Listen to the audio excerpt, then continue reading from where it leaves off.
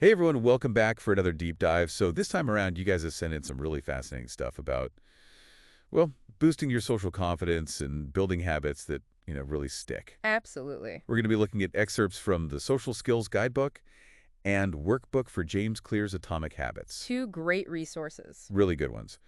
Our mission, if you will, is to pull out the absolute most valuable pieces from both, giving you that clear, actionable understanding of like, okay, how do I actually become more socially at ease, more socially confident, and then how do I develop those positive routines that like actually last? Yeah, I mean, we really want to give you the tools, right? Not just like a surface level overview, but really practical strategies that you can take away from both of these. Exactly, a real toolkit. So starting off, let's unpack the Social Skills Guidebook a little bit. Sure. Um, it kind of jumps right into some feelings that I think a lot of people have, that shyness or that anxiety that can bubble up. Mm-hmm. The struggle to just have conversations, make friends, things like that. Yeah, It even talks about being a late bloomer, which I think resonates with a lot of people. definitely. But one of the encouraging things about the guidebook right off the bat is that, these aren't just set in stone parts of who you are. Right, exactly. Like it really emphasizes that with effort, with practice, you can actually make significant improvements in these areas. It's not like you have to just have a whole personality transplant. No, It's exact. more about learning specific skills, Mm-hmm. and it breaks those skills down into three key areas, which I think is really helpful. Yeah. And looks, first of all, tackling like your inner anxieties, insecurities, and Right. then it moves into, okay, how do you actually make conversation? How do you interact smoothly? Yeah. And then finally, the kind of like the more, um, I guess, outward stuff. How do you meet people? Mm-hmm. How do you actually go about making those friendships? Yeah. Um, and you can see how those are all interconnected, right? Yeah. Totally. If you're really anxious, that's going to kind of put a damper on how you come across in a conversation, For right? sure. Yeah. I mean, one of the things that I think is also good about it, though, is like it acknowledges that you don't have to change everything at once. Right, exactly. If you feel pretty good about your confidence and, your ability to chat, but you're struggling with the, keeping friends, it can like skip to that section and get right to it. Right. Yeah, right. You don't feel like you have to address every single thing all at once. Mhm. And I think one thing that this guidebook is very upfront about is that there are no quick fixes. Yeah. It really pushes back on this idea that you can just suddenly like be super confident, you Yeah. know? And I think it's really important because, yeah, you might have moments where you feel amazing, but it's not like this constant state that you can just switch on. Exactly. It really comes down to effort and practice. And one of the things that the guidebook is very good at is outlining what exactly you're developing when you put in that practice, Right. you know? It talks about like this mental agility, the ability to like think on your feet, which Mm-hmm. is huge. Absolutely. And it talks about how the nervous feeling gradually fades with more experience. It's true. And those like little building blocks of conversation, Yeah. making eye contact, those things start to become more natural, second nature. Totally. And you start to develop a broader understanding of people, Oh yeah, almost like an intuition about, how people tend to react in different situations. totally. Recognizing those wider patterns. Exactly. And it gives an example like, if you meet someone who, has a certain hobby, they'll often share a certain set of values or maybe even a certain way of talking about things. That's true. I never thought of it that way, but yeah.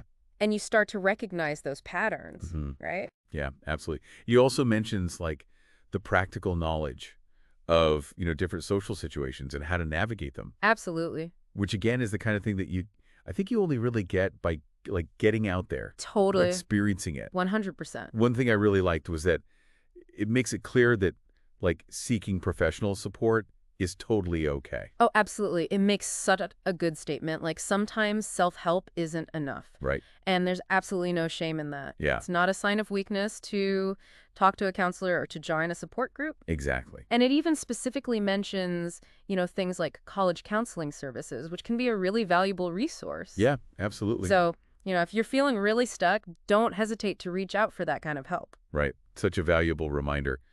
Now, another practical area that it covers is managing social drain. Mm-hmm. Because let's face it, socializing can be tiring, It is. even when you enjoy it. Yeah. So it offers a few concrete strategies Yeah. for becoming less less susceptible, I guess, to that feeling of like being socially wiped out. Absolutely. One is becoming more skilled and comfortable in those situations. Hmm. So the more practice you have, Yeah, the less mentally taxing it becomes. it's true. It also emphasizes being more at ease because anxiety itself is very draining. Okay? Absolutely. That feeling of being anxious really drains your energy. Exactly. And it puts forward this idea of like gradually increasing your social endurance, Hmm. like almost like exercising a muscle. Yeah, that's a good analogy. So like maybe staying a little bit longer at an event over time, Hmm. pushing yourself a little bit to build up that resilience. Yeah, and I think spending time with people who are more on your wavelength is like inherently less draining. Totally makes sense. Yeah. If you're around people who share your interests, your values, Yeah. the interactions are going to flow a lot smoother. Exactly. And it even mentions like the frequency of social contact. Hmm. Like if you're someone who spends a lot of time on your own, even just increasing how often you're interacting, Right. even in small doses Yeah, can make a difference. absolutely. Now, for anyone feeling kind of stuck on like, where do I even begin? Yeah. The guidebook has some good advice about getting started Hmm. and staying motivated. It really stresses the importance of like figuring out what you actually want socially Yes. rather than what you think you should be doing. Hmm. Like, are you trying to force yourself to be the life of the party Right. when honestly, you'd rather be at home with like two close friends? Yeah, it's about being honest with yourself. Totally. Aligning your social goals with like your authentic desires. Absolutely. And it acknowledges that taking that first step is often the hardest part. Right, that initial inertia, right? Hmm. But it also points out that once you do, making progress can be really rewarding. It is. You know? It really can be. It's like you kind of create this positive feedback loop. Yeah. And I like the advice to, break down these big, overwhelming goals. Right. Like I'm so lonely into smaller, more manageable chunks. Hmm.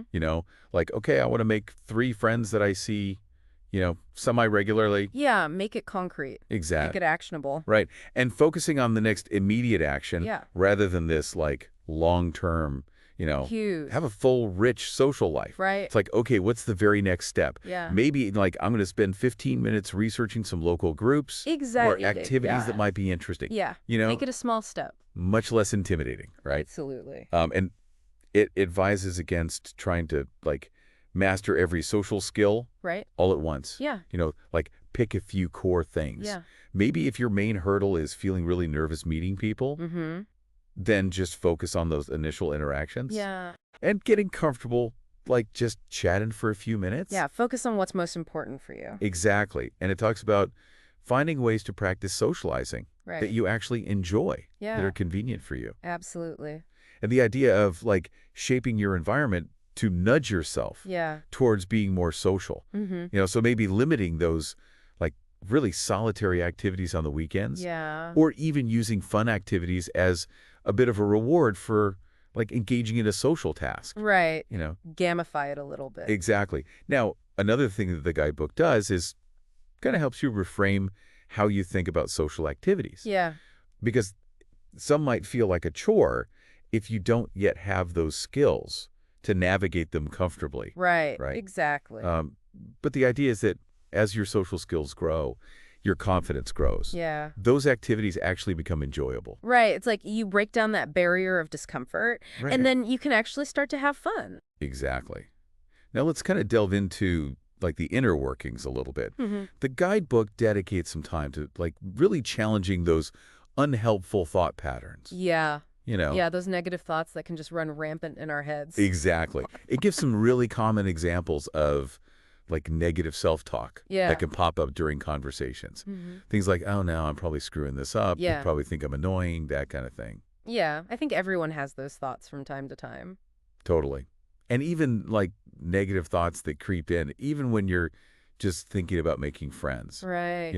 Like second guessing yourself before you've even reached out. Yeah, totally. It's like your brain is trying to keep you in your comfort zone. Right, exactly. Even if that comfort zone is kind of lonely. Right, and it suggests some practical ways to challenge this. Mm-hmm. One simple but powerful one is just like acknowledging that you're feeling shy Yeah. or a bit nervous. Mm-hmm. Like just saying it out loud. Normalizing it. Exactly. Okay. And it's like, just be casual about it. No. Don't make it a big deal. Yeah. Like, hey, I'm feeling a bit shy tonight. Exact. You know, It can really take the pressure off. totally.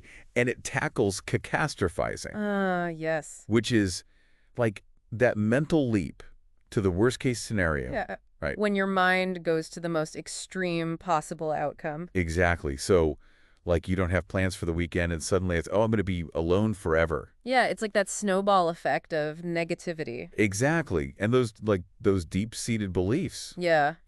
being a shy person is bad. Right. There's something wrong with me. Right. And then beliefs about, like, the dangers of socializing. Yeah, that fear of rejection or judgment. Right. Like, my worth depends on how well I do in social situations. Yeah, that's a lot of pressure. Right.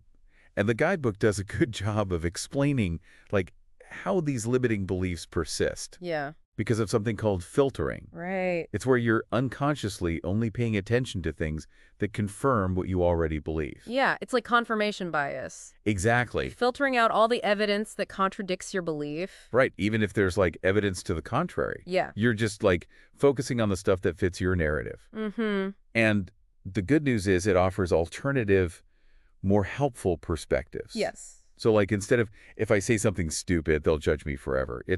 Most people are more focused on themselves. Yeah. Right? Exactly. People are not analyzing your every word and actions. Exactly. And instead of thinking that, every interaction is a test. Right. It's like, okay, one awkward moment doesn't define me. Yeah, we all have those moments. Totally. It's normal. Now, the guidebook goes into managing anxiety more directly. Yeah. It does, put a caution out there for those who find that focusing on their physical anxiety symptoms actually makes them more anxious. Right. You For some people, it can be counterproductive. Exactly. Like, you might need professional guidance for that. Yeah, definitely. But for general anxiety management, it suggests a simple exercise of focusing on your breath. Mm-hmm.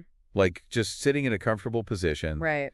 taking deep breaths for a certain amount of time. Yeah. A good way to kind of ground yourself. Just be present in the moment. Exactly. And it gives other general suggestions, like addressing the root causes of your anxiety. Yeah, addressing the underlying issues. Practicing self-care, Mm-hmm. setting realistic standards, Absolutely. And for when anxiety pops up at an event, Yeah. it gives some in-the-moment coping strategies, Mm-hmm. like allowing yourself to just ride out the physical sensations. Right. You know, Don't fight them, just let them be. exactly.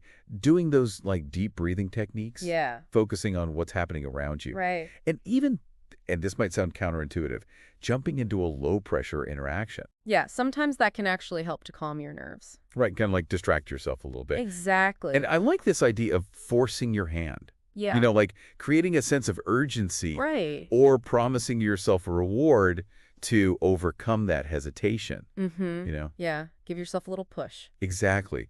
No, it also talks about the power of experience. Mm-hmm. You know, sometimes just logically debunking the negative thought isn't enough. Right. Our minds give more weight to real-life evidence. Yeah, like you might intellectually know something, Right. but it doesn't always translate to how you feel. Exactly. So that's where facing your fears in real life becomes really important. Right. You know, it's about creating those contradictory experiences that can overwrite those negative associations.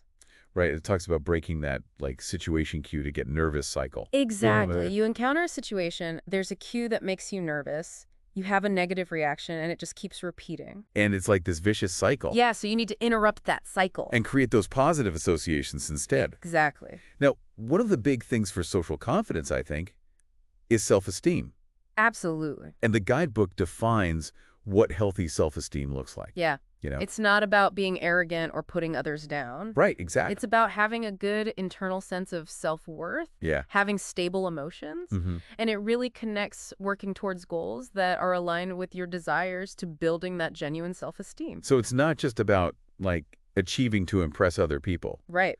It's about doing things that are meaningful to you. Exactly. And it advises, like, working on those goals, but also accepting yourself where you are now. Mm-hmm. You know? Yeah, it's a balance. And it outlines some practices that can raise your self-esteem over time. Right. Things like taking responsibility, Yeah. living by your values, Mm-hmm.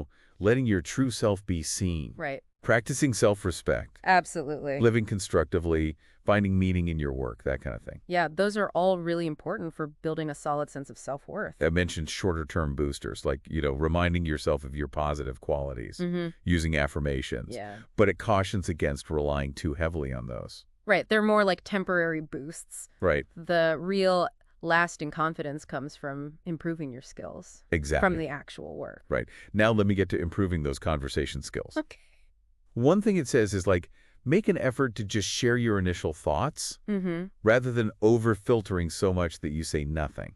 Yeah, that fear of saying the wrong thing can really hold you back. Totally. Sometimes you just got to put something out there.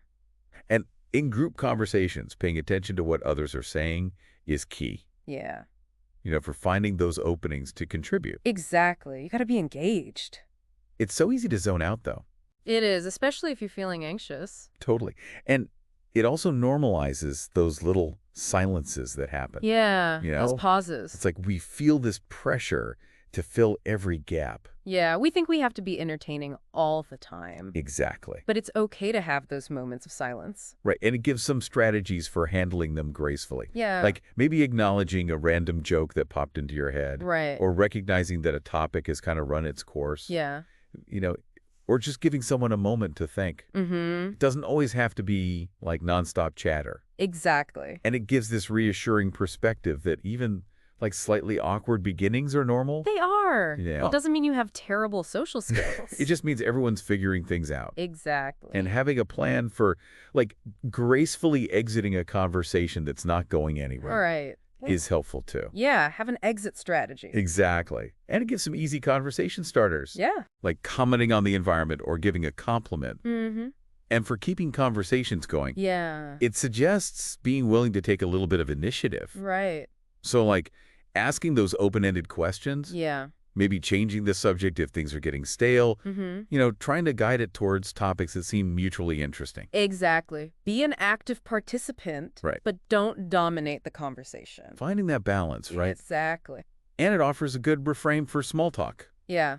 instead of dreading it. Right. It's like tap into that friendly intent, Mm-hmm. view it as a potential opening for connection, Yeah.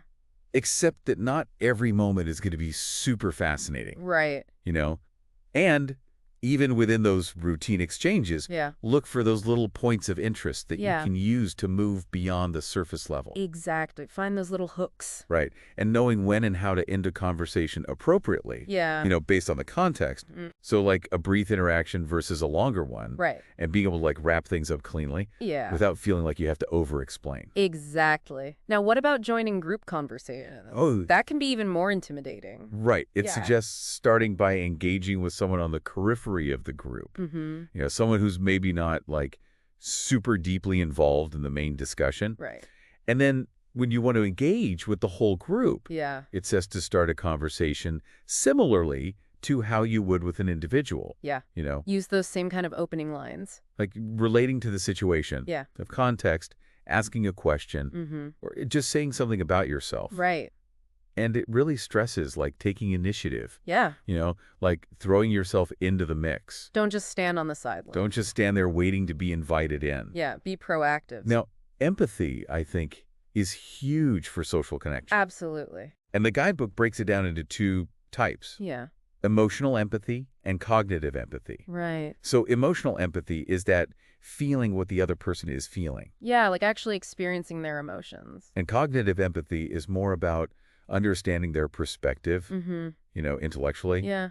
And it stresses the importance of considering like other people's basic needs in social situations. Right. Like, what are they hoping to get out of this interaction? Mm-hmm.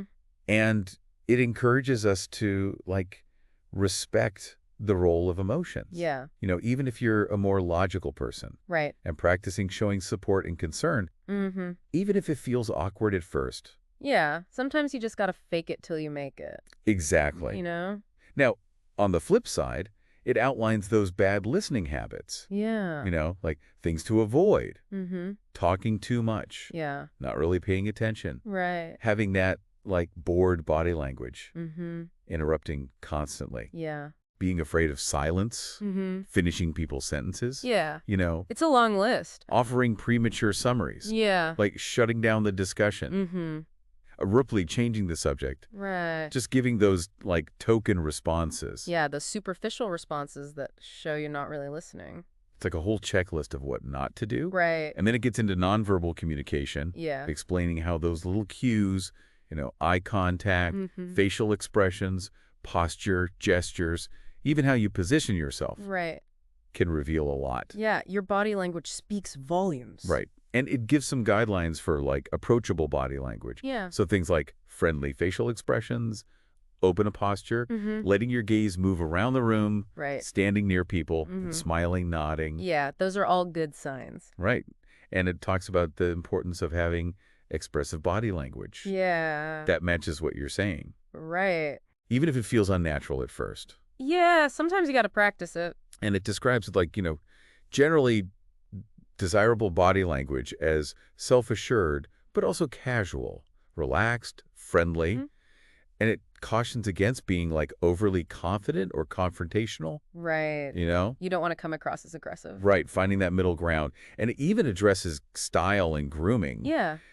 Differentiating between those, like, really obvious errors, like hygiene and just, like, below average style. Yeah. It says prioritize fixing those, like, really glaring errors first. Definitely. Now, even with all this advice, mistakes are going to happen. Of course. Right. Yeah. And the guidebook normalizes this. It does. It acknowledges that you're not going to be perfect. Right. Striving for perfection is unrealistic. And it can make you seem kind of stiff and unnatural. Exactly. And it points out that some behaviors that are generally considered bad are actually okay in certain contexts. Yeah. Like certain subcultures or with certain individuals. Exactly. It depends on the situation. Right.